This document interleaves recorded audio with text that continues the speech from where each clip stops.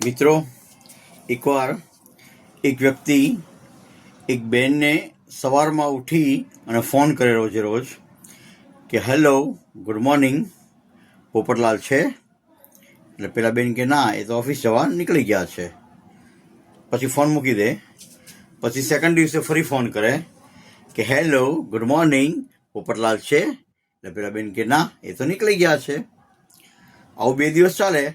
પછી ફરી ત્રીજે દિવસે ફોન આવે કે હેલો ગુડ મોર્નિંગ, પોપટલાલ છે?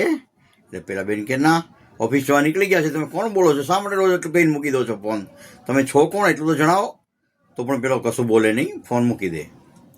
પછી એ બેન સાંજે હસબન્ડને વાત કરે કે તમે જેવા ઓફિસ જવા નીકળી જાઓ છો ત્યારે કોઈ વ્યક્તિ છે તે આ રીતે મને ફોન કરે છે. તો પેલા ભાઈ કે કંઈ વાંધો નહીં, એમાં શું થઈ ગયું કે આ વખતે ફોન આવે બાય ચાન્સ તો તું એમ કહે છે કે આ છે, બરાબર છે. પછી ચોથે દિવસે ફોન આવે કે પોપટલાલ છે? એટલે પેલા બેન કે આ છે ને.